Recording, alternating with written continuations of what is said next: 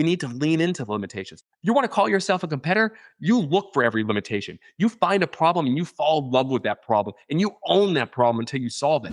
Welcome in to a Growth Ready Replay, where we're going to rewind back to the fall of 2020 when I had Jesse Cole of the Savannah Bananas come and join the show back when we were called Career Competitor.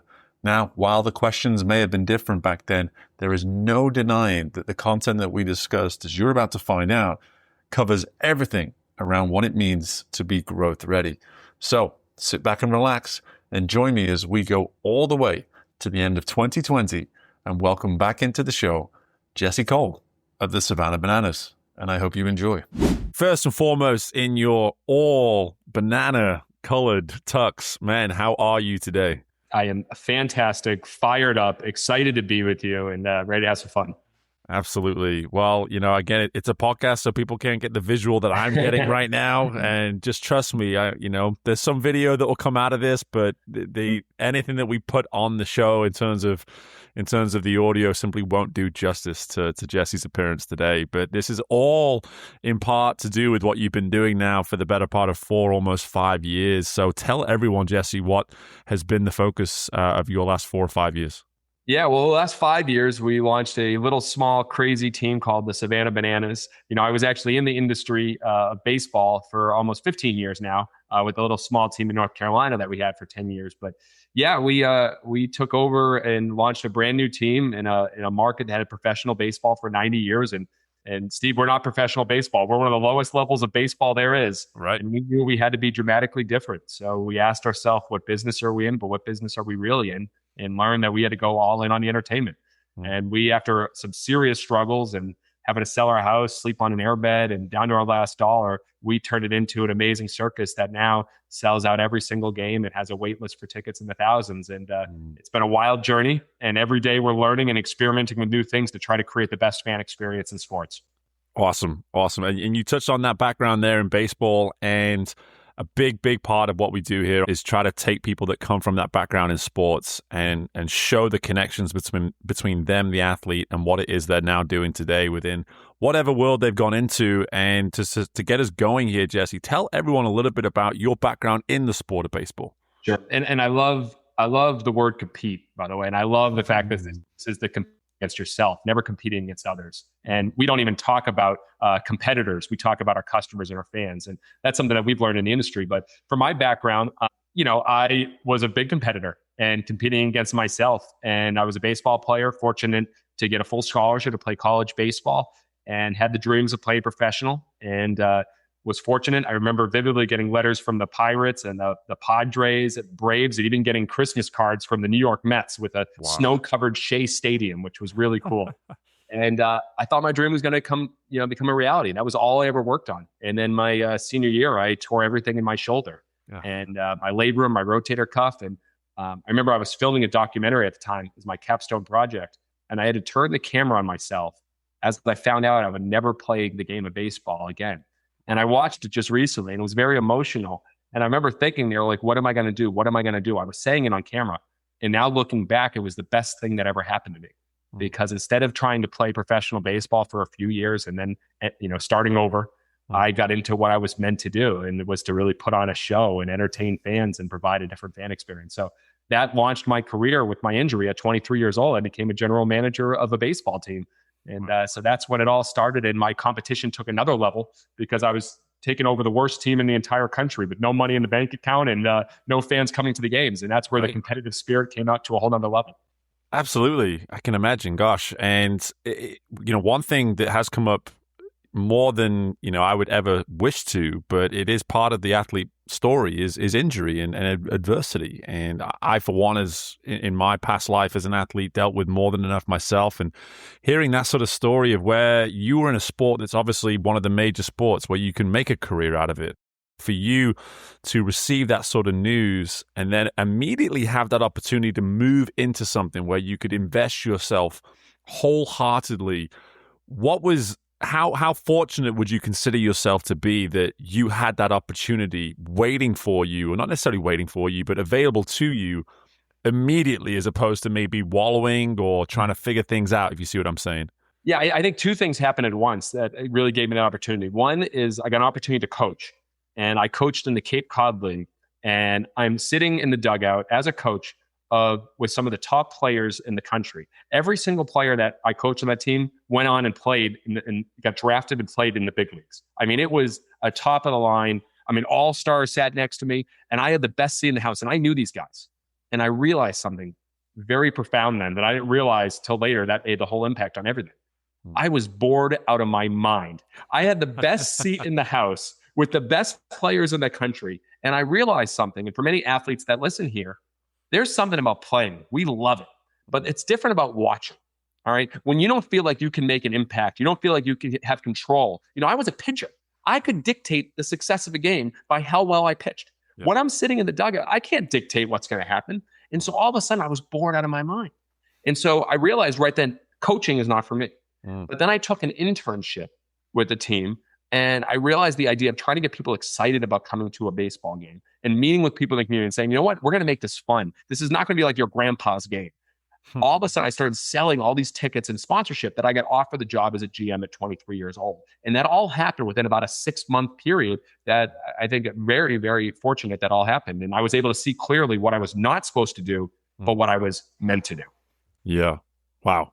That's incredible. And it doesn't, and here's the funny part. I think when you hear a story like this, you think, wow, this must have been a very fortuitous set of circumstances. But I don't hear that. I hear a guy that showed what he was capable of in an environment where he would have the opportunity to truly apply himself. And I think that is something that gets lost in stories like this sometimes. Is the easy answer is to say that you were fortunate. That's the easy answer. The real answer is to say you showed what you're capable of doing.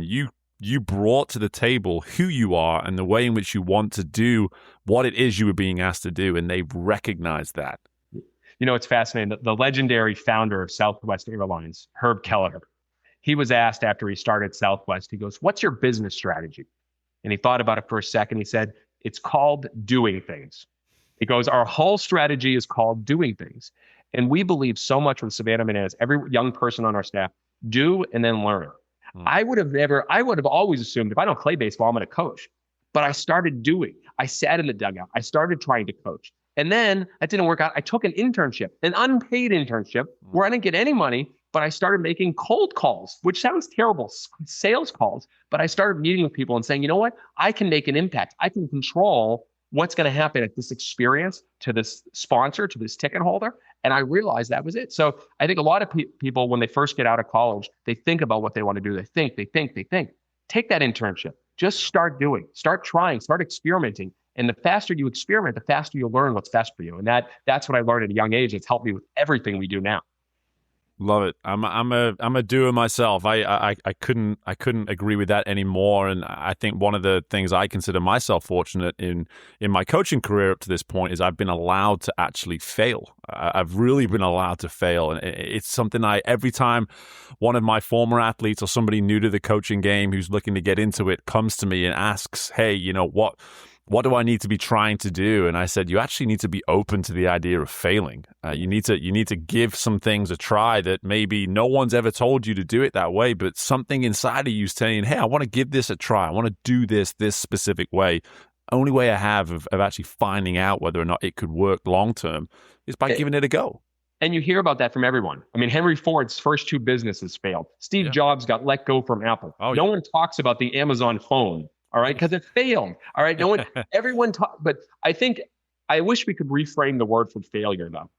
I think it's such a negative word, and people see. I mean, think when you're a kid, you get an F on a report card, an F on your test. It's in red ink. It looks like the devil, like literally the devil just hit you with the worst news possible. And we're thought upon failure as this nasty, nasty thing. What if we change the word to discovery? What can you discover today? What are those things? Look at it, discovery. All right. And so we try to look at that. We don't look at what we failed at. We've had lots of things that didn't go well, but we discovered something because of it. And I think that makes it easier to handle the idea of failing. That's a great point. And anyone listening to this interview so far, if you've not figured out that Jesse's a fairly eccentric personality, then you've not been paying attention. And the one thing that I'm immediately curious about here is that you've talked about you, the baseball player, and obviously where you are today. What version of where you are today, this personality that is there for everyone to see, what version of this was maybe evident when you were a baseball player? Because you said yourself, you're a pitcher. You had to be stoic at times. You had to be composed at times. Was there any opportunity for this version of Jesse to actually come to the forefront? If I could go back, I would have actually played baseball a much different way. And I love my dad more than anything. My dad raised me. My parents got divorced. My dad did everything for me. He actually bought a baseball facility up in Massachusetts so I could play year round. I mean, he was all in. But when I was 12 years old and we had the dream to go to the Little League World Series, this little small town, my dad actually put on the back of our t-shirts, Williamsport team, because he convinced us that we were going to Williamsport. We believed it. So we started winning games, down 6-0 in the last inning. We'd score 9 runs. We kept winning. We started getting interviewed by the news, this little team going this far. Right. And my dad said, Jesse, make sure you always act like you've done it before and always give credit to everyone else. And so I'd hit home runs. I was fortunate. I'd throw a no-hitter and I'd get interviewed. And it was like, yeah, the team played great defense. I wouldn't show any, there'd be no bat flips. There'd be no huge celebrations. I acted like a traditional baseball player. Right. As I look back at it now, I wish, and I try to teach our players, celebrate more, have more fun, be that big over the top, because you know what? It's moments like that you'll never forget. Yeah. Own them, enjoy them, and live them up. So I don't think I owned it as much as a kid. Now, I'm at the stadium. I'm doing selfies with fans. I'm pieing fans. I'm dancing with the fans. I'm passing out roses to little girls in the crowd. I'm a big part of the show. And I think I've become part of myself. I've amplified who I am. This yellow tux is my uniform. When I put this on, it's showtime. And so I know that I got to turn it up. And I think, all of us, I think that best version of yourself, the part of you where you lose track of time, where you're in the moment, where you're in the now, amplify that, where you're not caring what other people think. And I think to a degree, back when I was a kid, I maybe cared a little bit too much. And now I'm like, forget it. Let's have fun. Own the moment. Yeah, absolutely. And what a refreshing perspective in this day and age too. I think it's becoming less and less, sadly, it's becoming less and less common that people are really comfortable with who they are in the sense of the eccentric version of themselves. And I think, being around this 18 to 22-year-old demographic as I am in my job, I say it all the time, these girls will sometimes get shy and embarrassed when I see them having a private conversation that's clearly funny and humorous, but then suddenly I come along and they shut it down. It's like, no, keep being you. Keep being you. Yes. There's no reason to shut it down. Like and for me, I think going into whatever career people choose to go into, and we've talked about this on the show before, fairly recently actually, is understand that, you're going to have to adapt to environments and you're going to have to change things here and there. But at the heart and soul of what you're doing every day, you still got to be yourself, right? Yes. And not the self that's hidden behind what people thinks. Yeah. I think, a lot of times I think ourself, we have two versions of ourselves. We have the version that we're trying to do things, what everyone else says. We're trying to fit in. We're trying to be professional. We're trying to do, the way we're supposed to act. Right. And then we have ourselves when no one's watching. And, I the one that's, singing and dancing, the one that's in the shower that's singing, I think that is our best version. And so, I always say practice and play like no one's watching and just really, really enjoy it and live the moment. And so for us, we teach everyone our staff, and we have a male cheerleading team. They're now known as the Dad Bod Cheerleading Squad. I mean, we have senior citizen dancing called the Bananas, breakdancing first base coach, a professional high fiver, a grandma coach. We have all these characters. And every day I say, guys, it's showtime. We're always on stage, but own it, enjoy it, and don't have any regrets. And I think people, when they look back, they're not going to regret the things they did do. They're going to regret the things they didn't do. And 100%. So why hold back? And that's what we try to do. And that's helped us be more successful because people are like, you know what? I can dance, I can sing, I can have fun at these games. I don't need to worry that if I'm looking like an idiot. It's okay to look like an idiot once in a while. Totally. And it's an escape. My God, like for anyone who's coming from that, cubicle job, 9 to 5, you can go to a Savannah Bananas game and just have that escape. And that's awesome. And for me, stories like this with this organization, I always find it so impressive and inspiring that a culture can be molded in terms of the personality of who you are first and foremost, and how that rubs off on any and everyone that becomes connected with the company. How much work prior to, let's say, opening night when you first did this for the first time, that cultural identity, how much work did you and your wife invest into the organization to make sure you guys were there for everybody to see? We didn't have it right at all in the beginning. We're still not even close to having it right. So let's put it this way. The name of our company was the worst name ever when we first started. It was like this bad law firm or accounting office. It was called Team Cole and Associates. What a terrible name. All right. Who are the associates? I don't even know what that means. Right. It wasn't until we had intentionality with what the name of our company is, who we are, what we stand for. We named the company. People all say Savannah Bananas, Savannah Bananas. Well, the name of our company is Fans First Entertainment. Our mission is fans first, entertain always. Every decision we make, we ask ourselves, is it fans first? And that clarity has guided everything we've done. And here's the internal thing, that if you ask anyone on our team, we ask who are our biggest fans, they'll look at each other and say, us. And so we're actually focusing on loving our employees, our teammates, even more than our customers, and certainly loving our customers more than we love our product. And so when you make every decision for your fans, your customers, and make every decision for your hopefully biggest fans, the people that work with your company, it's very clear on the decisions, it's very clear on the purpose, and it's very clear on everything that drives us to be successful. That has been the key. And that's taken many years to learn. I mean, we let our staff dictate their own salary one year, which was crazy. I mean, we've surprised them with that was a 1-year experiment. They wanted huge raises, and it was we've surprised them with cruises and special trips and Game 1 of the World Series. We've done all that stuff because we want to treat them like they have memories they'll never forget. And that's part of just testing, experimenting, and does it really make an impact? And we've learned it does. Yeah, that's special. It really is. That ability within a business to prioritize those that work within it first, and then the people that are most affected by it in the customers. I think it's not easy. It's not easy because there's always this discussion with profit margins and all these sort of discussions that come into a day-to-day running of an organization. And it's easy to slowly let that stuff disappear. And it's clear that this is a ever-evolving, ever-growing entity that you're producing right now. And with regards to, and you touched on it before, the competitor that you are and the competitor that you've always identified with, how would you say you're going to be defining, or let's say, how have you defined success up until this point? It's a great question. I think there's a definition of personal success and a definition of your team or company's success. For me, I've always looked at success as freedom and fulfillment. The ability to do the things that I want that give me joy and purpose with people that I want to be around, and that freedom and fulfillment. I think people that aren't successful often are chained to their responsibilities in their job and their life. And I've been fortunate not to have that. As far as the team success, we don't do surveys. We don't do, any type of, reviews other than they have on Google and stuff.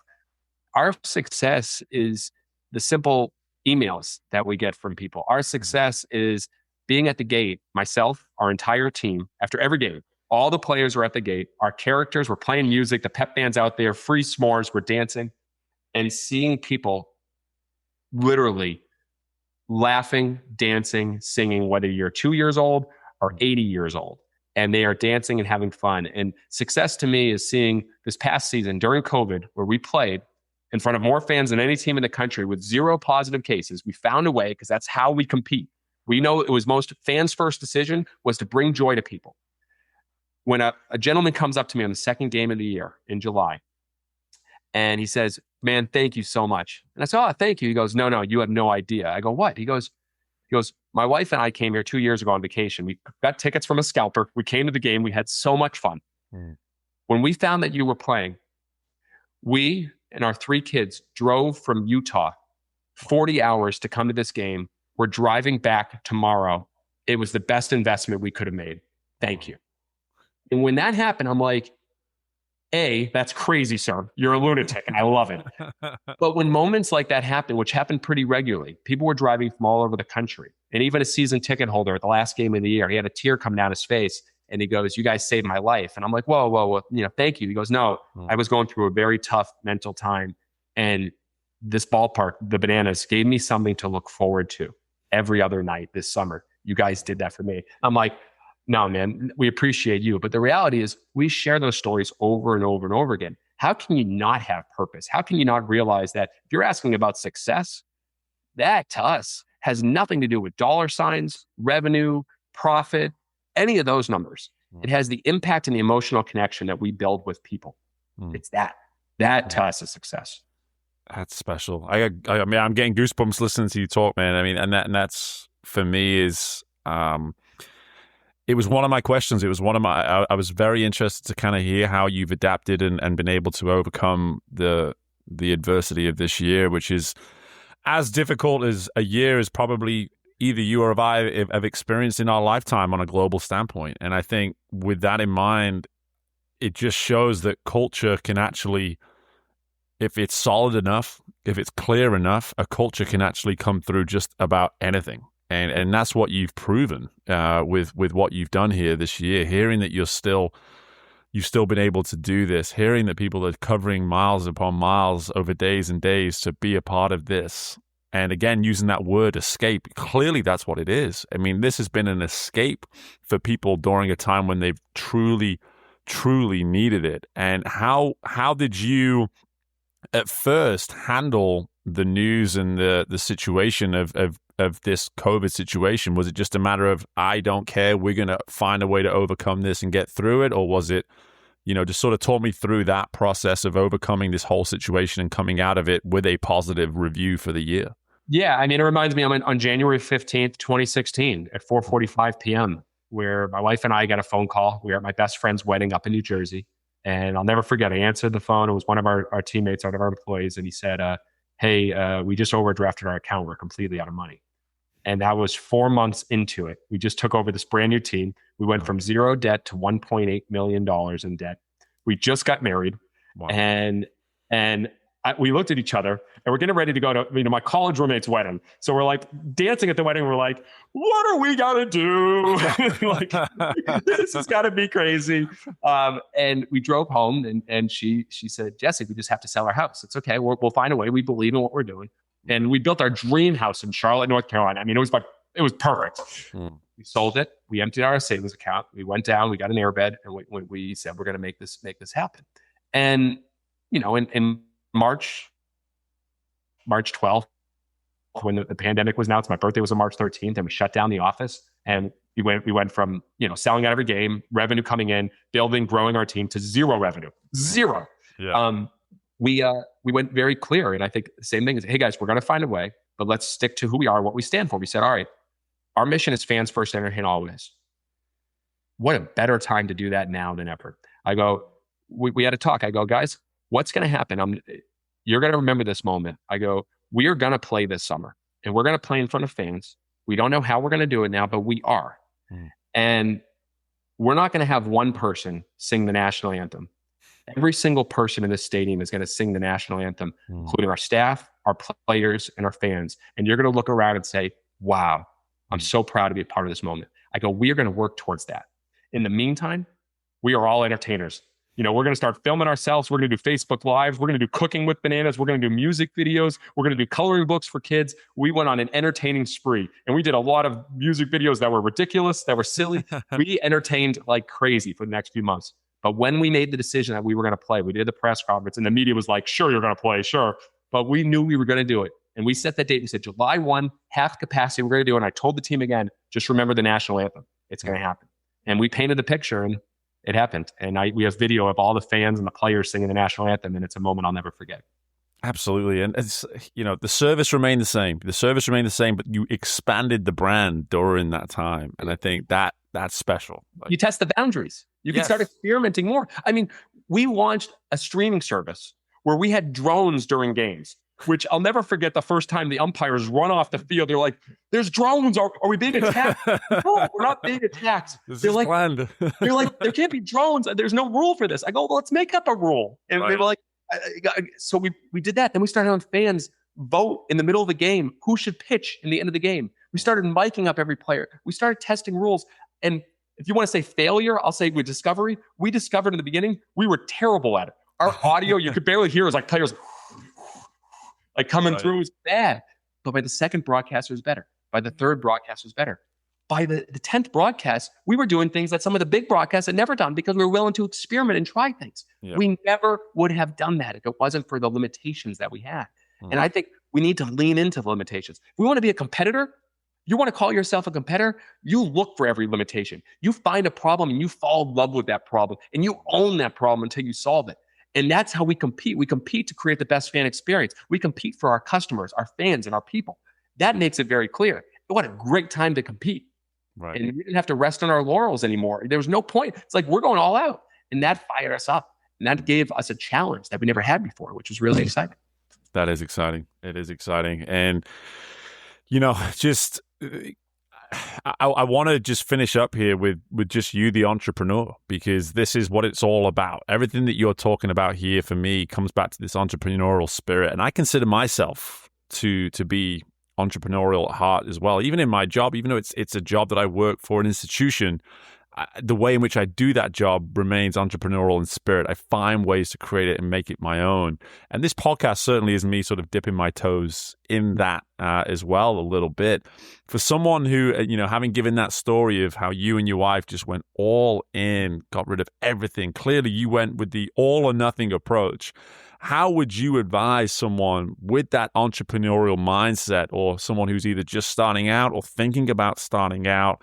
How do you know? How do you know when the right time is to go all in as you did? What was that big sign, if any, for you that, hey, this is what we got to do. This is my purpose. This is why we're doing it.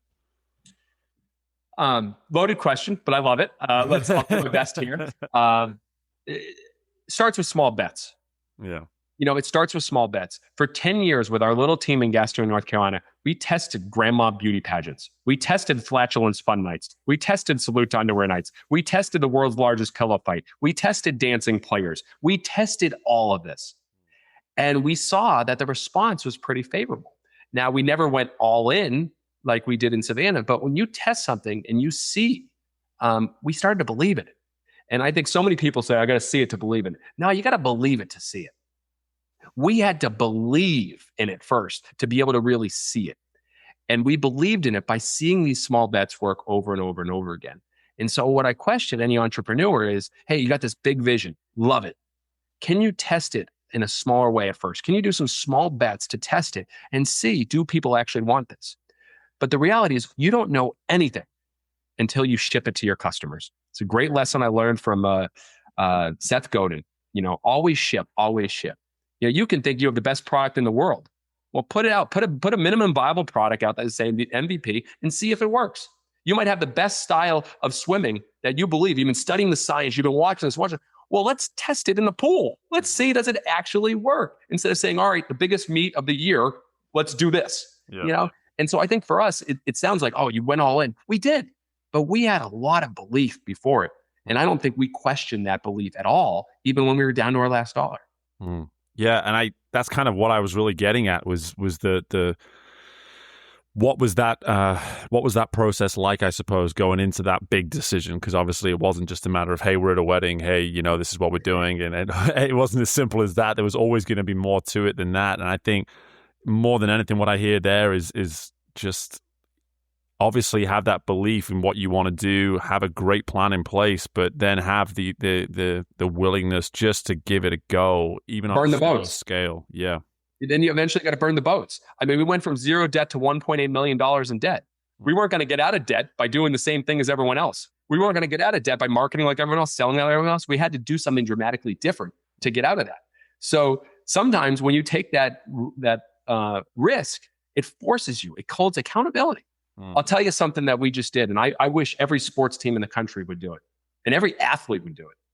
Put out a vision and put it out publicly of what you are going to do in the next 5 years. we publicly put out a vision of how we are going to become a 24/7, 365 brand, what we are going to do to play year round, which no one else is doing, no off season, how we're going to take the show on the road. We put that out there. And within 3 months, we already booked our first city. We already have a wait list for 1,000 tickets in that one city. We already played a game in November to a sold out crowd, which we failed or discovered a lot of things in a unique way there. But we already did it because we put it out. We held it accountable. If you look at any sports team, they say, all right, let's do a little better next year. Hopefully we sell a few more tickets. Or an athlete, I hope I do this, whatever. Where are you going in the next 3 to 5 years? Hold yourself accountable. And even if you don't get there, I bet you'll get a lot closer by putting yourself accountable, and people will want to help you get there. Mm-hmm. That was one of the best things we did, is that vision. And I challenge anyone to put it out there and see what happens. 100%. And for anybody that's hearing this interview and thinking, hey, I want to follow them. I want to follow them on this journey for the next 5 years. Jesse, tell everybody where they can learn more about yourselves. Yes. If you search Savannah Bananas, you'll find us. There's a short little documentary about us, the Banana Story, that really shares the story and what we're doing. It's a lot of fun to watch. And then, on our website, on our About Us, you'll see our vision. You'll see exactly where we're going, our vision, commandments, what we're planning on doing. And feel free to hold us accountable. If we haven't done something that next year, if you don't see the speakeasy, going, or the Airbnb or the treehouse or the brewery or any of that starting to come into play, call me out on it, because we're going to make it happen, because we're holding ourselves accountable. I love it. I definitely recommend watching that short documentary. It's a fun watch for sure. And Jesse, honestly, your energy is infectious. I'm at home right now with 2 children, one who's 3 months and one who's 18 months. I work on caffeine every single day. I try to get my energy levels up. Talking to you, man, this is probably as high my energy levels have been all day. So I appreciate that. And hopefully anybody listening has certainly picked up on some of that energy as well, and is feeling invigorated by the opportunities to better themselves, become more competitive. And Jesse, I just thank you so much for your time, and best of luck. I don't think you need it. You guys are crushing it. So best of luck with everything anyway. Thank you so much. And your kids are going to love the energy. Bring it to them. They're going to love it. You'll have some good play time with them. And thank you. I think when you're talking to good people that are curious, they're asking great questions, it builds energy. And so I hope everyone has some energy after listening to this and can do some amazing things. Awesome.